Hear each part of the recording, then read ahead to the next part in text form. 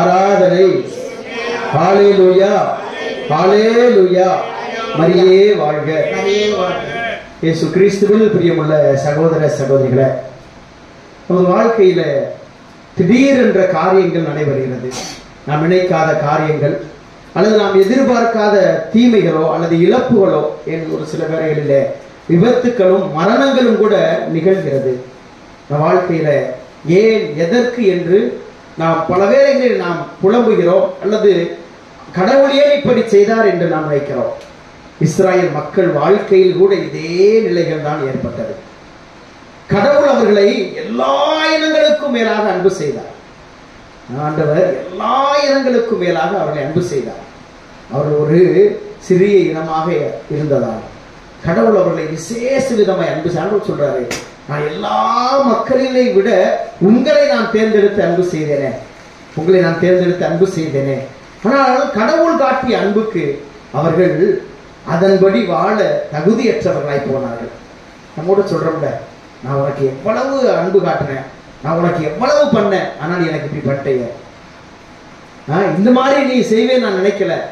ஒரு சில நேரத்தில் நம்ம பிள்ளைங்களை கூட நம்ம திட்டமில்ல, நான் உனக்கு எவ்வளவு பாடுபட்டு உனக்காக நானும் அப்பாவும் எவ்வளவு கஷ்டப்பட்டு காரியங்கள்லாம் செஞ்சோம், ஆனா நீ இப்படி செஞ்சிட்டீங்க, நீ இந்த மாதிரி காரியத்தை செஞ்சுட்டு வந்து இருக்கிறையே என்று நாம் திட்டுகிறோமே.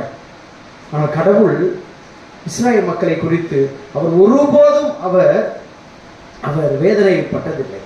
காரணம் அவர் மீது இருந்த அன்பு. அவர்களை அவர் அன்பு செய்தார், அவரே தேர்ந்தெடுத்தார்.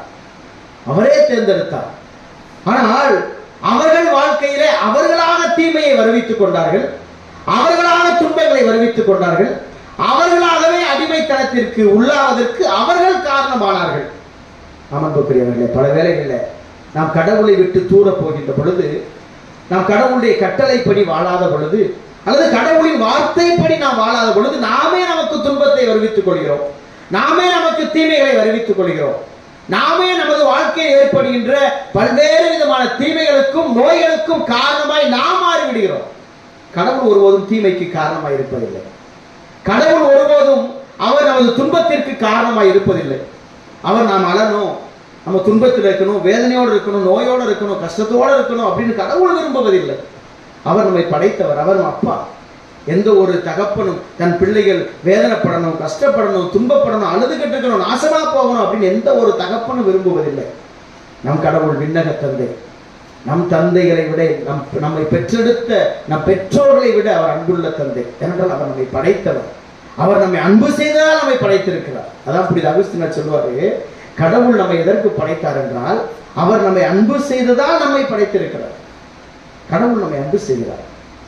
அவர் நம்மை அன்பு செய்வதால் தான் இந்த உலகத்திற்கு அவர் நம்மை அனுப்பி இருக்கிறார். எனவே பெற்றோர்களே, உங்கள் குழந்தைகள் உங்கள் குழந்தைகள் அல்ல, அது கடவுள் குழந்தைகள் உங்களிடம் ஒப்படைக்கப்பட்டிருக்கிறார்கள். ஒரு சில வேலைகள் எல்லாம், ஒரு சில மரணங்கள் நிகழ்கின்ற பொழுதெல்லாம், ஒரு சில இழப்புகள் நிகழ்கின்ற பொழுதெல்லாம் ஒரு சில மனநிலையெல்லாம் மாறிடுது. ஒரு சில மனநிலைகள் மாறிடுது. ஒரு சில வேலைகளில கருவிலே ஒரு சில குழந்தைகள் மரணத்தை அவர் சந்திக்க நேரிடும், அல்லது கருவிலே ஒரு சில குழந்தைகள் ஒரு சில காரணங்களால் அந்த கரு அவனது அதுவாக கலைந்துவிடும். அப்பொழுதெல்லாம் அவர்கள் கடவுளை சபிப்பதை நான் நேரடியாக பார்த்திருக்கிறேன். கடவுளோடு ஒப்புரவாவதற்கு அவர்கள் மனம் விரும்புவதில்லை. எதையோ பெரிதாக இழந்து விட்டதை போல. ஆனால் அவர்களுக்கு தெரிவதில்லை, குழந்தை என்பது கடவுள் கொடுக்கிற ஆசீர்வாதம். அது கடவுளுடைய குழந்தை. உங்களுடைய குழந்தை நீங்க இழப்பது உங்களுடைய குழந்தை அல்ல, அது கடவுளுடைய குழந்தை. என்னுடைய குடும்பத்திலே கூட அந்த ஒரு நிகழ்ச்சியை நான் பார்த்திருக்கிறேன். கடவுள் கொடுக்க விரும்புவதை யாராலும் தடுக்க முடியாது. அதே வேளையில கடவுள் உங்களுக்கு ஒரு காரியம் இல்லை என்று நினைத்தால் நீங்கள் என்ன நினைத்தாலும் அதை நீங்கள் வைத்துக் கொள்ள முடியாது, பெற்றுக்கொள்ள முடியாது. அன்புக்குரியவர்களே, கடவுள் கொடுக்க விரும்பினால் அவர் கொடுப்பார். அது எந்த சக்தியும் எந்த சூழ்நிலையும் தடுக்க முடியாது. ஒருவேளை ஒரு சில காரியங்கள், ஒரு சில தீமைகள் அல்லது ஒரு சில நபர்கள் அல்லது ஒரு சில காரியங்கள் உங்கள் வாழ்க்கையை இருக்கக்கூடாது, அது வேண்டாம் என்று கடவுள் தீர்மானித்திருந்தால் நீங்கள் என்னதான் முயற்சி எடுத்தா கூட அது உங்க வாழ்க்கையில தங்காது, நிற்காது, நிலைக்காது. நீங்கள் அதை குறித்து புலம்புவதோ வேதனைப்படுவதோ அழுவதோ அது பயனற்றது.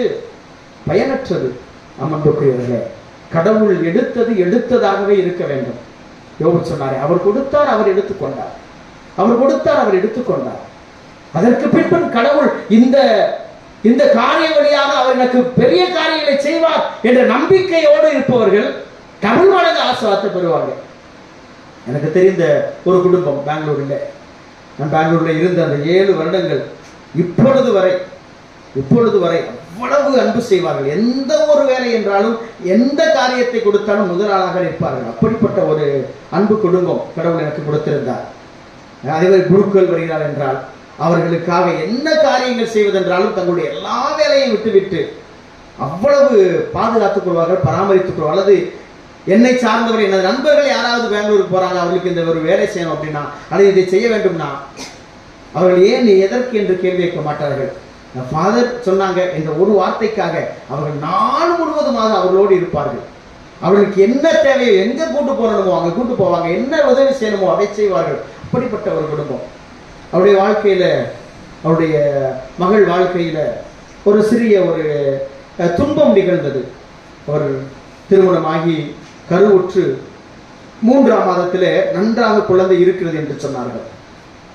எந்த ஒரு தீமையும் இல்லை, குழந்தை மிக மிக நன்றாக இருக்கிறது, எனவே அவர்களுக்கு எந்த ஒரு குறையும் இல்லை என்று சொல்லி அனுப்பிவிட்டார்கள். 5ஆவது மாதத்திற்கு போனார்கள். அவர்கள் போன பொழுது ஒரு மாபெரும் ஒரு பெரிய ஒரு ஷாக் அவங்களுக்கு கொடுக்கப்பட்டது. குழந்தையானது சரியான வளர்ச்சியில் இல்லை, கழுத்திலே அந்த கொடி சுற்றி இருக்கிறது, இந்த குழந்தை பிறப்பதே மிக கடினம், அப்படி ஒருவேளை இந்த குழந்தை பிறந்தால் அந்த தாயின் உயிருக்கு ஆபத்து என்று சொன்னார்கள். இந்த குழந்தை ஒருவேளை பிறந்தாலும் அந்த குழந்தை சில நாட்களிலே மரித்துவிடும் என்று அந்த மருத்துவர்கள் அவர்கள் சொன்னார்கள். இருந்தாலும் கடவுள் கொடுத்தது அல்லவா என்பதற்காக ஜெபத்திலே வைத்தோம். ஜெபத்திலே வைத்து கடவுளுடைய திட்டத்திற்காக நாங்கள் வேண்டிக் கொண்டிருந்தோம். அந்த மருத்துவர்கள் சொன்னார்கள், இது தாயின் உயிருக்கு ஆபத்தாய் முடியும் என்று சொன்னார்கள். தாயின் உயிருக்கு ஆபத்தாய் முடியும் என்று சொன்னார்கள். எனவே அந்த ஒரு நிலையை கருத்தில் கொண்டு அந்த குழந்தை தானாக அபார்சன் ஆவதற்குரிய அந்த நிலைக்கு தள்ளப்பட்டது. அழுதார்கள், புலம்பினார்கள். ஆண்டவரிடத்தில் ஒரு காரியத்தை ஒப்புக் கொடுத்தோம். ஆண்டவரே, இது உமக்கு சித்தம் இருந்தால் நிகழட்டும், இல்லை என்றால் இது உமது விருப்பத்தின்படியே நடக்கட்டும், இது விருப்பத்தின்படியே நடக்கட்டும் என்று கடவுள் கரங்களிலே ஒப்புக் கொடுத்து நான் சொன்னேன், இந்த குழந்தைக்காக நீங்கள் ஒரு மாதம் நீங்கள் திருப்பலி ஒப்புக்கொடுங்கள். அந்த குழந்தைக்காக பிறக்காமல் கருவிலே மரித்த அந்த குழந்தைக்காக நீங்கள் திருப்பலி ஒப்புக்கொடுங்கள் என்று சொல்லி அந்த குழந்தையை கருவிலே இறந்த, அந்த வயிற்றை இறந்த அந்த குழந்தையை முறையான முறையில் நாம் அங்கு அடக்கம் செய்து அந்த குழந்தைக்கு ஜெபங்கள் ஜெபித்து அந்த குழந்தையை அடக்கம் செய்தோம். எனவே அவரிடத்தில் சொன்னேன், திருப்பலி மட்டும் ஆண்டவரிடத்திலே ஒப்புக் கொடுத்து கடவுளுக்கு நீங்கள் நன்றி சொல்லுங்கள். கடவுள் உங்களுக்கு இன்னும் பெரிய ஆசீர்வாதத்தை கொடுப்பார் என்று நான் சொன்னேன். கடவுள் மீது நம்பிக்கை வைத்தார்கள். மருத்துவர்கள் சொன்னபடி அவர்கள் ஒரு சில மருந்து மாத்திரைகளை எடுத்துக்கொண்டார்கள். அவர்கள் சொன்ன காலத்திற்காய் காத்திருந்தார்கள். ஜெபத்திலே ஒவ்வொரு நாளும் கணவன் மனைவியாக இணைந்து அவர்கள் ஜெபித்தார்கள். கடவுளுக்காக இந்த ஒரு குழந்தையை ஒப்புக் கொடுக்க வேண்டும் என்ற எண்ணம் அவர்களுக்கு இருந்ததாம். அந்த சகோதரியினுடைய கணவர் ஒரு இந்து சகோதரர். அவர் கன்வெர்ட் ஆகி மனம் மாறி அவர் நான் தான் ஞானஸ்தானம் கொடுத்தேன், நான் தான் திருமணம் நிகழ்த்தி வைத்தேன். அவருடைய உள்ளத்தில் ஒரு ஆசை இருந்ததாம். நமக்கு பிறக்கிற குழந்தையை ஒன்று நாம் கடவுளுக்கு ஒப்புக் கொடுக்க வேண்டும் என்று. நான் மரித்த குழந்தை என்பது ஒரு பெண் குழந்தை, மரித்த குழந்தை. அவர் ஆண்டவரிடத்திலே சொன்னார். ஒரு இந்து சகோதராக இருந்தவர் மனமாறி கடவுளுடைய இந்த அன்பை பெற்ற அந்த சகோதரர் சொன்னார், கடவுளுடைய திட்டத்தின்படி ஃபாதர் நாங்கள் ஏற்றுக்கொள்கிறோம், அவர் மீது நாங்கள் நம்பிக்கை வைக்கிறோம் என்று சொல்லி அவர்கள் கடவுளிடத்தில் ஜெபித்தார்கள். கடவுள் அடுத்த 3 மாதங்களிலே அவர்களுக்கு ஒரு மாபெரும் அற்புதத்தை செய்தார். அவர்களுக்கு இப்பொழுது இரட்டை குழந்தை கருவில் இருக்கிறது. இரட்டை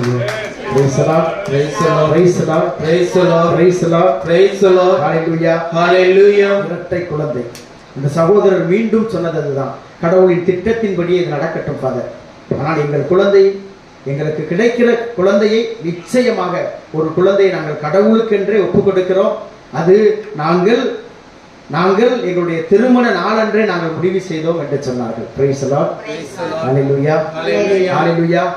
கடவுள் வாழ்க்கையிலே அவர் செய்கிற காரியத்தை நாம் நன்றியோடு ஏற்றுக்கொள்ள வேண்டும். அவர் நம்ம வாழ்க்கையிலே திட்டமிடுகிற காரியத்தை நாம் ஏற்றுக்கொண்டாலே போதும். இதற்கு ஆப்போசிட்டாக இன்னொரு சகோதரி, அந்த சகோதரிக்கும் இதே நிலைதான். 3 மாதம் 4 மாதங்கள் குழந்தைக்கும் தாய்க்கும் எந்த பிரச்சனையும் இல்லை என்று சொன்னார்கள். 5ஆவது மாதத்திலே மீண்டுமாக இந்த குழந்தைக்கு சரியான வளர்ச்சி இல்லை, மூளை வளர்ச்சி இல்லை, தண்டுவடம் வளைந்திருக்கிறது. இந்த குழந்தை பிறந்தால் அது ஒரு குறை குழந்தையாய் பிறக்கும். அது அந்த குழந்தை நீண்ட நாள் உயிரோடு வாழாது. அதனால் குழந்தைக்கும் பிரச்சனை, தாய்க்கும் பிரச்சனை என்று சொன்னார்கள். ஆனால் இந்த சகோதரி ஏற்றுக்கொள்ளவில்லை, ஏற்றுக்கொள்ள மனமும் இல்லை. எவ்வளவோ சொல்லி பார்த்தோம், கேட்கவில்லை. ஜெபித்து பார்த்தோம், கடவுளுடைய திட்டத்திலே நாம் வைத்திருப்போம் என்று சொல்லி 1 மாதம் ஜெபித்தோம். ஆனால் மருத்துவர்கள் சொன்னார்கள் இது உயிருக்கு ஆபத்து என்று சொல்லி. எனவே அந்த சகோதரிக்கு ஆலோசனைகள் கொடுக்கப்பட்டது. இருந்தாலும் ஏற்றுக்கொள்ள மனம் வரவில்லை.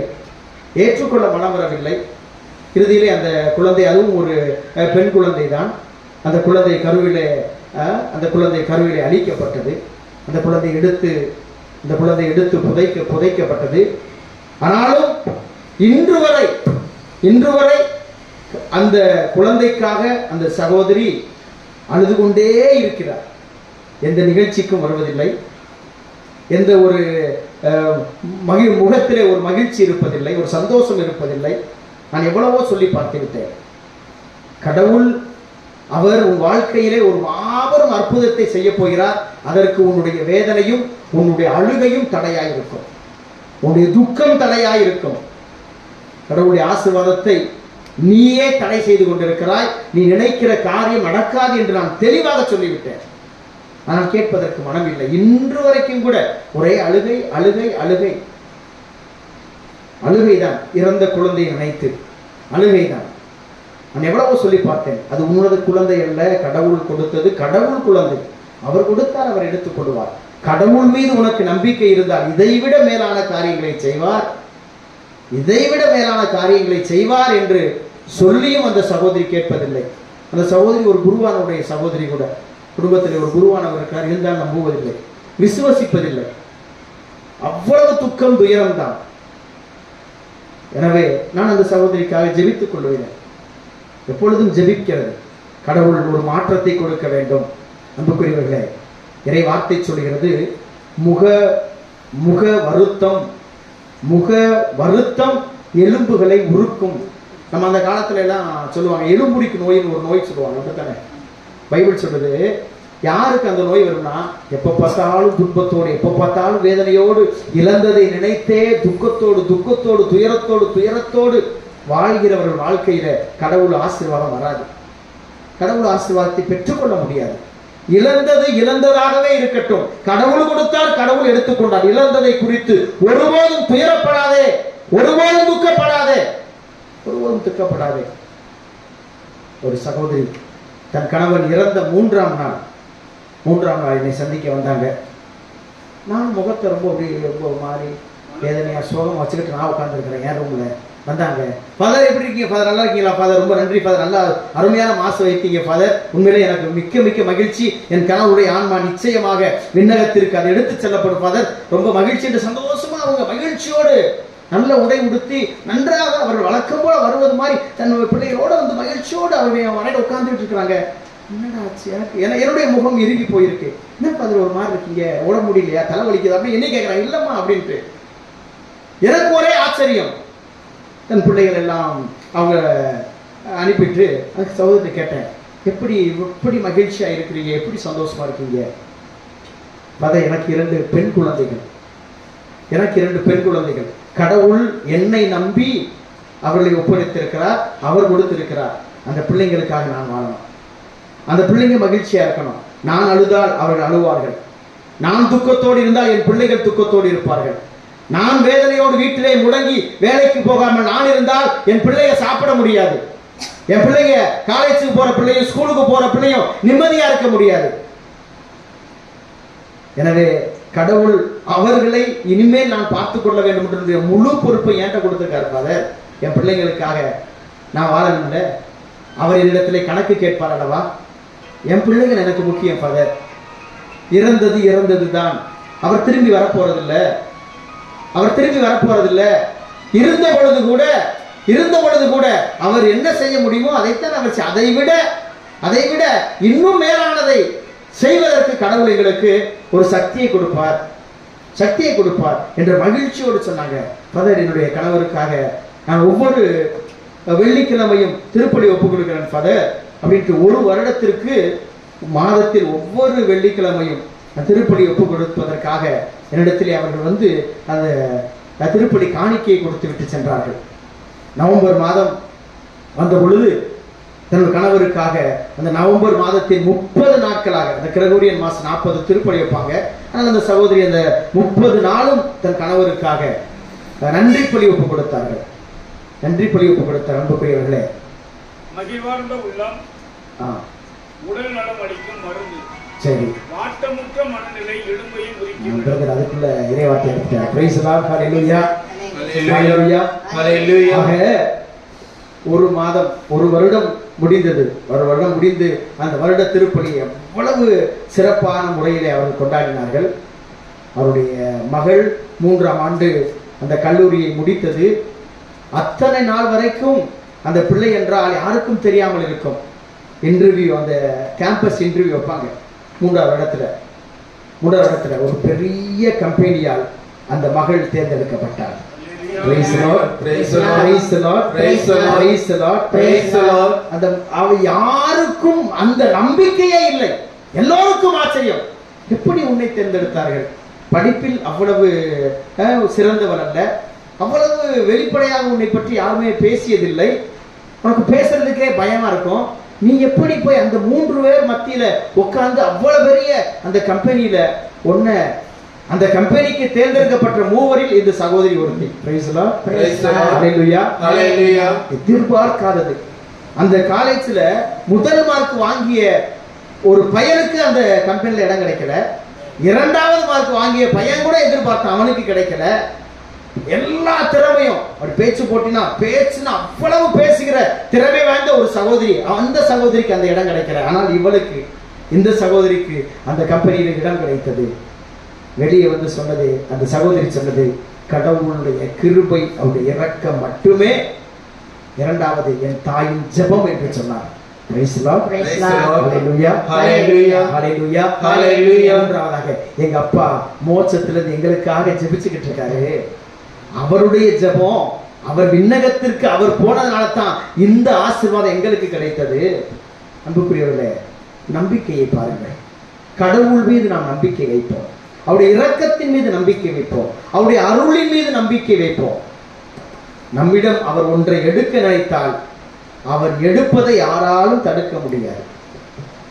அவர் ஒன்றை கொடுக்க நினைத்தால் அவர் கொடுப்பதை யாராலும் தடுக்கவும் முடியாது. Praise the Lord, praise the Lord, ஹalleluya, ஹalleluya, ஹalleluya, ஹalleluya. எனவே நாம் கடவுளுக்குரியவர்களாய் வாழ வேண்டும். இன்னைக்கு முதல் வாசகத்துல பாரூக் சொல்றாரு, 10 வகையான பாவத்தை குறித்து சொல்றாரு. 10 பாவம். நீங்க ஏன் நம்ம வாழ்க்கையே இப்படி போச்சு? நாம ஏன் நம்மளாம் பாலும் தேனும் பொழியிற நாட்டுல வாழ வேண்டியவங்க எங்க போய் கிடக்கிறோம்? பாபிலோன்ல போய் கிடக்கிறோம், அடிமைகளாய் கிடக்கிறோம். ராஜாக்களா இருக்கிறவங்க, ராணிகளா இருக்கிற நம்ம பாலும் தேனும் பொழிகிற நாட்டுல இருக்கு. என்ன வளம் தான் அந்த நாட்டுல இல்ல? நீர் வளம், நிலவளம், எல்லா வளங்களும். யூப்ரட்டிஸ் நதி அந்த பாயிர அந்த நதி ஓரத்துல தான் பொன் விளைகிற பூமியாது. அப்ப கானான் தேசத்திற்குள்ள ஓடின அந்த ஆறு ஓடிய அந்த பகுதியில் என்ன விளைஞ்சிச்சான்? தங்கம் விளைகிற பூமியில கடவுள் வச்சிருந்தாரு. பாலும் தேனும் பொழிகிற நாடுனா என்ன அர்த்தம்? அவ்வளவு விவசாயத்திலே சிறந்த ஒரு நாடு. கடவுள் அப்படிப்பட்ட நாட்டை கொடுத்தாரு. அதை கெடுத்தவர்கள் யாரு? இஸ்ராயேல் மக்கள். இழந்து விட்டார்கள். கடவுள் நமக்கும் எத்தனையோ ஆசீர்வாதத்தை கொடுத்தாரு. இழப்பதற்கு நாம் தான் பல வேளைகளிலே காரணமாய் இருக்கிறோம். இன்னைக்கு பாரூக் இறைவாக்கினர் சொல்றார், 10 காரியத்தை சொல்றாரு. அதை பார்த்தீங்கன்னா முதல் வாசகத்துல நாம் கடவுளுக்கு எதிராக நாம் வாழ்ந்தோம், அவருடைய கட்டளைகளுக்கு எதிராக நாம் நடந்தோம், அவருடைய வார்த்தைகளை நாம் கீழ்ப்படியவில்லை. எனவே நம் வாழ்க்கையில இத்தனை துன்பங்கள், துயரங்கள், வேதனைகள், பாலும் தேனும் இருக்கிற கிடைக்கிற நாட்டில் இருக்க வேண்டிய நாம் பாடுள்ள அடிமையாய் கிடைக்கிறோம், ஒன்றுமில்லாமல் கிடைக்கிறோம், சாப்பாட்டுக்கு வழி இல்லாம கிடைக்கிறோம். சாவு நம்ம எப்பொழுதும் கண்முன் இருக்குது, நமக்கு முன்னாடியே செத்துக்கிட்டு இருக்கிறாங்க, நமக்கு என்று கையில ஒண்ணும் இல்ல, வெறுமையா இருக்கிறோம், வீடு இல்ல, நிலம் இல்ல. அப்ப நம்ம வாழ்க்கையில் எல்லாவற்றையும் இழந்துட்டோமே. காரணம் என்ன? நாம் செய்த பாவம், நாம் செய்த குற்றம். கடவுளுக்கு நாம் செவிசாய்க்கவில்லை, அவருடைய கட்டளையின்படி நடக்கவில்லை, அவருடைய கட்டளையை மீறினோம், கடவுளுடைய வார்த்தையை மீறினோம், அந்நிய தெய்வங்களை நாம் நம்பினோம், அந்நிய தெய்வங்களை நம்பினோம். அதுதான் நாம் செய்த தவறு என்று 10 விதமான பாவத்தை குறித்து சொல்லுகிறார். நாம் அன்புக்குரியவர்களே, இன்னைக்கு இயேசுடைய உள்ளம் கூட அப்படித்தான் வருந்தி போயிருக்குது, வருந்தி போயிருக்குது. கராசின் பெத்சாய்தா நகரை பார்த்து சொல்றாரு, ஐயோ கேடு அப்படிங்கிறாரு. சப்போஸ் இயேசு நம்ம வீட்டுக்கு வந்தா நம்மை பார்த்து என்ன சொல்லுவார்? இன்னைக்கு சிந்திச்சு பாருங்க. ஒருவேளை இயேசு இன்னைக்கு என் வீட்டுக்கு வந்துட்டார்னா என் வீட்டை பார்த்து என் மகனே, என் மகளே, ஐயோ கேடுன்னு சொல்லுவாரா? அல்லது உன்னை குறித்து நான் சந்தோஷப்படுறேன், உன்னை குறித்து நான் மகிழ்ச்சி படுறேன், இவ்வளவு விசுவாசமா இருக்கிறையே, இவ்வளவு புனிதமான வாழ்க்கை வாழ்கிறாயே, இவ்வளவு நம்பிக்கையோடு வாழ்கிறாயே, உன் குழந்தைகளை இப்படி தெய்வ பயத்துல வளர்த்திருக்கிறையே அப்படின்னு கடவுள் நம்மை குறித்து பாராட்டுவாரா? இல்ல இந்த கராசின் பெத்சாய்தா நகரை சபித்ததை போல் நம்ம சபிப்பாரா? கடவுள் இன்னைக்கு நம்மளை பார்த்து என்ன சொல்லுவாரு? நமக்கு என்ன சர்டிபிகேட் கடவுள் கொடுப்பாரு? உங்க ஒவ்வொருவருக்கும் தெரியும், உங்க ஒவ்வொருவருக்கும் தெரியும் கடவுள் நமக்கு கொடுக்க போகிற சர்டிபிகேட் என்ன அப்படின்ட்டு. Price the Lord, praise the Lord. சொல்றாரு, நானு தீர் சீதோன் பகுதியில, அங்க உங்க வாழ்க்கையில, உங்க குடும்பத்துல, உங்க நாட்டுல செஞ்ச நன்மைகள் அங்க செஞ்சிருந்தேன்னா அவங்க நேரம் எப்படியோ மனமாறி இருப்பாங்க. ஆனா நீங்க கடவுளுடைய அற்புதத்தை கண்டிருக்கீங்க, கடவுளுடைய ஆசீர்வாதத்தை கண்டிருக்கீங்க, கடவுளுடைய வல்லமையை கண்டிருக்கீங்க. அப்படி இருந்தும் நீங்கள் மனம் மாறவில்லையே. அன்புக்குரியவர்களே, நாம் இந்த நாளிலே சிந்திப்போம். கடவுளை விட்டு நாம் எவ்வளவு தூரம் போயிருக்கோம் நம்ம சிந்திப்போம். அவருடைய கட்டளையை விட்டு, அவர் மீது உள்ள நம்பிக்கையை விட்டு, அவருடைய வார்த்தையை விட்டு நம்ம எவ்வளவு தூரம் சென்றிருக்கிறோம் சிந்திப்போம். அப்ப பைபிள் வாசிக்காத நாள் எல்லாம் ஒவ்வொரு நாளும் ஒவ்வொரு அடியா நம்ம கடவுளை விட்டு நம்ம தூரம் போய்கிட்டு இருக்கோம், அவர் போகல. அப்ப ஒரு நாள் நான் பைபிள் வாசிக்கலைன்னா கடவுளை விட்டு ஒரு அடி நான் தள்ளி போறேன். அப்ப யோசித்து பாருங்க, எத்தனை நாள் நான் பைபிள் வாசிக்கல, எத்தனை நாள் என் பிள்ளைங்க பைபிள் வாசிக்கல, எத்தனை நாள் நான் கடவுளுடைய வார்த்தையை வாசிக்கிறேன். அப்ப கடவுளுடைய வார்த்தையை வாசிக்காத நாளெல்லாம் கடவுளை விட்டு ஒரு அடி நானு பின்வாங்கி போறேன். அப்படியே கடவுளை விட்டு தூரமாய் போன ஊதாரி மைந்தன் தந்தையிடம் இருந்து தூரமாய் அவன் போனான். தந்தை வீட்டை விட்டு விரட்டினாரா? இல்லையே. வீட்டை விட்டு அவன் வெளியே போனதால் எல்லாவற்றையும் இழந்தான். பிச்சைக்காரனா மாறினான், பன்றிகளோடு வாழ்ந்தான், எல்லாவற்றையும் இழந்தான். கடைசியில சாப்பிட கூட வழி இல்லை. அவன் சொல்றான், எனக்கு எங்க அப்பா வீட்டுல விதவிதமா சோறு, ஒவ்வொரு நாளும் விருந்து நடக்குது, ஆனா இங்க எனக்கு பன்றைக்கு கூட கிடைக்கிற அந்த நெற்றுக்கள் கூட எனக்கு கிடைக்கல. நெற்றுக்கள் கூட நான் இப்படி அப்படின்னு 10 பேர் வந்து நிற்பாங்க, நான் இப்ப பன்னியோட இருக்கிறேன். அப்ப தந்தையை விட்டு போன மகன் வாழ்க்கை அதுதான். நாமும் கடவுளை விட்டு அப்ப ஜெபிக்காத பொழுது நாம் 10 அடி தள்ளி போறோம். குடும்ப ஜெபம் இல்லைன்னா நாம் நமது குடும்பம், நமது பிள்ளைகள் கடவுளை விட்டு 10 அடி தள்ளி போறோம். ஜெபமாலை ஜெபிக்கலைன்னா அது 20 அடியா மாறிடும்.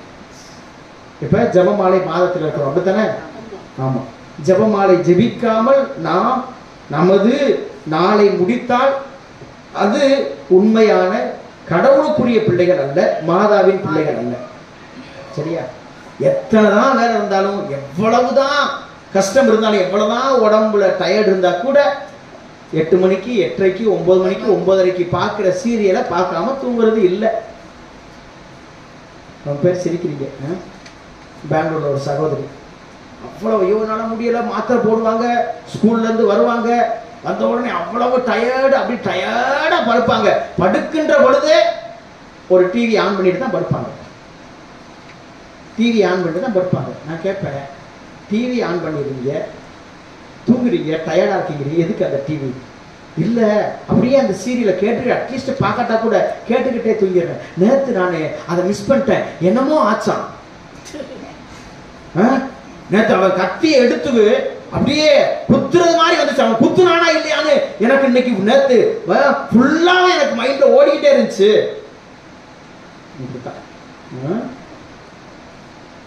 நைட்டு 9 மணி 8:30 இதுல வேற ஏமா அப்படின்ட்டா. ஃபாதர் சும்மா இருங்க ஃபாதர், நாங்க பாக்குறதே இந்த ஒரு சீரியல் தான், நீங்க அதையும் பார்க்க விட மாட்டீங்களே. Praise Lord. அப்படின்னு சொல்லி சொல்லி நீ 4 சீரியல் பாக்குறேம்மா. ஹல்லேலூயா ஹல்லேலூயா ஹல்லேலூயா. சீரியல் பார்க்கும் போதெல்லாம் தலைவலிக்க மாட்டேங்குது, சீரியல் பார்க்கும் பொழுதெல்லாம் உடம்பு வலிக்க மாட்டேங்குது. அப்ப டிவி பார்க்கறதுக்கெல்லாம் இந்த சாக்கெல்லாம் வர மாட்டேங்குது. எதுக்கு தான் சாக்கு போக்கு? ஜெபிக்கணும்னா சாக்கு போக்கு.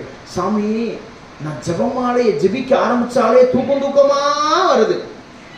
என்ன வருது? நம்ம பைபிள் எடுத்தாலே தூக்கம் வருது, ஜெபமாலை ஜெபிச்சாலே தூக்கம் வருது. Price the Lord. Praise the Lord. ஹல்லேலூயா ஹல்லேலூயா. டிவி பார்த்தா தூக்கம் வரதில்லை, டிவி பார்த்தா அசதியா இருக்கிறது இல்லை. டிவி பார்க்கும்போது மட்டும் போன் வந்தா கட் பண்ணிட்டு சைலண்ட்ல வச்சிடுறது. ஜெபிக்க ஆரம்பிச்சோம்னா மொபைல் போன் வந்தா அரளிந்த மாதிரியே சொல்லிக்கிட்டே இருடி அரளிந்த மாதிரியே வாங்க சொல்லு, என்னது பரலோகத்துக்கு எங்கள் பிதாவே அப்படின்னு வச்சு பாதி இது அப்படியே ஓடிடும். Praise the Lord. Praise the Lord. ஹல்லேலூயா ஹல்லேலூயா ஹல்லேலூயா ஹல்லேலூயா. கடவுளுடைய நேரத்தை நாம் திருடுகிறோம், கடவுள் நமக்கு கொடுத்த ஆசீர்வாதத்துக்கு நாம் தடையா இருக்கிறோம். அப்ப நாம் இறை வார்த்தை வாசிக்காத பொழுது, ஜெபிக்காத பொழுது, குடும்ப ஜெபம் இல்லாத பொழுது, ஜெபமாலை ஜெபிக்காத பொழுது நாம் கடவுளை விட்டு தூர போய்கிட்டே இருக்கிறோம். போயிட்டு என்ன சொல்றோம்? ஆண்டவரே நீங்க என்ன கண்ணா பார்க்க மாட்டேங்க. இந்த இங்க இருக்கிற மரம் தெரியும், அந்த ரோட்டுக்கு அங்கிட்டு இருக்க மரம் எனக்கு தெரியுமா? தெரியாது தெரியாது. அப்ப என்ன சொல்றது? ஆண்டவரே உங்க கண்ணு இல்லையா? நான் கத்துறேனே இங்க இருந்து கத்துனா பாலாஜி பவன்ல இருக்கிற ஆளுக்கு எப்படி கேட்கும்? நான் கத்துக்கிட்டே இருக்கேன். நான் அவரை விட்டு தூர போயிட்டு அவர் என் கூக்குரலை கேட்கவில்லை, அவர் என் கண்ணீரை பார்க்கவில்லை, அவர் எனக்கு உதவி செய்ய இறங்கி வரவில்லை அப்படின்னு நம்ம என்ன செய்யறோம்? நம்ம இருக்கிறோம். அவரால் நம்மை மீட்க முடியாதவர் கையெல்லாம் குறுகல. ஆண்டவர் என்ன சொல்றாரு? என்னுடைய அரண்மனை நான் அமர்கிற அரியணை எதுவாம்? விண்ணகமா? கால்மனை பூமியா? இப்ப பாருங்க, கடவுள் அங்க உட்கார்ந்துருக்க, அவர் கால் எங்க இருக்குதான்? பூமியில இருக்கு. அப்ப அவர் கால் எவ்வளவு பெரியது பாருங்க. அவர் கை மானத்துல உட்கார்ந்து இருக்கிறவருடைய கை எங்க வரைக்கும் நீடுதான்? பூமியில் இருக்கிற நம்ம அப்படியே தூக்குறாராம். அப்ப அவர் கை குறுகியதா? அவர் கால் குறுகியதா? அவர் மனசு குறுகியதா? இல்லையே. 10,000 கோடி சூரியனை விட அவர் கண்கள் ஒளிமிக்கவர். அவர் கண்கள் எப்படிப்பட்டதா? ஒளிமிக்கவர். அப்ப நம்ம பார்க்காம இருப்பாரா? பார்த்துக்கிட்டே இருப்பார்ல. ஒளி, இந்த சூரியன் இந்த வெயிலே தாங்க முடியல, அதை விட 10,000 சூரிய ஒளி கொண்டது. Praise the Lord. Praise the Lord. Praise the Lord. Praise the Lord. அவர் ஒளியின் தேவன், அவர் ஒளியை கொடுத்தார். சூரியன் நல்ல ஒளி கொடுப்பது. நமக்கு ஒளி கொடுப்பது எது? கடவுள். சூரியன் அல்ல. Praise the Lord. Praise the Lord. ஹல்லேலூயா ஹல்லேலூயா. கடவுள் முதலில் எதை படைத்தார்? ஒளியைத்தான் படைச்சார், சூரியனை படைக்கிறார். Praise the Lord. Praise the Lord. சூரியன் இல்லாத பொழுது என்ன கிடைச்சிச்சு? முதல்ல ஆண்டவர் எதை படைத்தார்? அப்ப ஒளிக்கு காரணம் சூரியனா கடவுளா? கடவுள். ஒளிக்கு காரணம் சூரியன் இல்ல. சூரியன் ஒளியை கொடுக்கல, நிலா ஒளியை கொடுக்கல, கடவுள் ஒளியாக இருக்கிறார். கடவுள் ஒளியை கொடுக்கிறார். எல்லாவற்றையும் படைச்சிட்டு கடைசியாக ஆண்டவர் என்ன படைக்கிறாரு? இரவை ஆள பகலவனையும், பகலை ஆள்வதற்கு அவர் சூரியனை படைத்தார். பகல்ல இரு அப்படின்னு. அப்ப கடவுள் கொடுத்த ஒளியை வாங்கித்தான் சூரியனை நமக்கு ஒளி கொடுக்குது. Price the Lord. Praise the Lord. Praise the Lord. Praise the Lord. கடவுள் ஒளியை படைத்தார். எனவே அவருடைய ஒளியிலே வாழ்வோம். இருளை நாம் தூக்கி போடுவோம். இருளுக்குரிய காரியங்களை வாழ்க்கையிலிருந்து விளக்குவோம். கடவுளுடைய வார்த்தையின்படி வாழ்வோம். அவருடைய திரு சித்தத்தின்படி வாழ்வோம். நாமும் நமது பிள்ளைகளும் கடவுளுக்குரியவர்களாய் வாழ்வோம். கடவுளுக்குரியவர்களாய் வாழ்வோம். கடவுளுடைய தெய்வ பயத்திலே நம் பிள்ளைகளை வளர்ப்போம். இறை வார்த்தையை ஒவ்வொரு நாளும் வாசிக்க வைங்க. அவன் ஸ்கூலுக்கு போறது முன்னாடி, காலேஜுக்கு போற முன்னாடி, வேலைக்கு போற முன்னாடி இறை வார்த்தையை பைபிளை வாசித்துட்டு போக சொல்லுங்க. ஒரு சகோதரி சொன்னார், ஃபாதர் நான் எவ்வளவோ பயப்பட்டேன், எங்க வீட்டுல எவ்வளவோ திட்டுனாங்க. இந்த மாதிரி இந்த சகோதரரை போய் இவரை போய் இந்த முஸ்லிம் சகோதரரை போய் நீ திருமணம் பண்ணிக்கிறையே அப்படி என்று எவ்வளவோ சொன்னாங்க ஃபாதர். ஆனால் இன்னைக்கு நானே கடவுள் அவரை கொடுத்ததற்காக நன்றி சொல்றேன். அவர் ஒரு நாள் கூட இறைவார்த்தை வாசிக்காமல் வீட்டை விட்டு அவர் வேலைக்கு சென்றதே இல்லை. வந்தவுடன் வெளியிலே அவர் தனது ஷூ எல்லாம் கழட்டி வச்சுட்டு காலை கையை கழுவி விட்டு நேரடியாக அவர் ஜெப அறைக்கு சென்று மீண்டும் ஒரு இறைவார்த்தையை வாசித்து விட்டு தான் எங்கள்கிட்ட பேசுவாரு. எவ்வளவு ஒரு விசுவாசம்! கத்தோலிக்க பரம்பரையிலே பிறந்து கத்தோலிக்க விசுவாசத்திலே வளர்ந்த நமக்கு எத்தனை விசுவாசம் இருக்கிறது! கடவுளை விட்டு நாம் தூரச் செல்கிற நாட்களை குறைத்து அவரை நோக்கி அணுகி வருவோம். கடவுளை நோக்கி அணுகி வருங்கள், அவரும் உங்களை இறைவார்த்தை சொல்லுதில்லை, அவரை அணுகி வருவோம். எனவே இந்த திருப்பலியிலே தொடர்ந்து அதற்குரிய ஆசீர்வாதத்தை கேட்போம். இறைவன் நம் ஒவ்வொருவரையும் அவருடைய இரக்கத்தினால் அவருடைய திரு அன்பினால் நிரப்புவாராக. ஆமென்.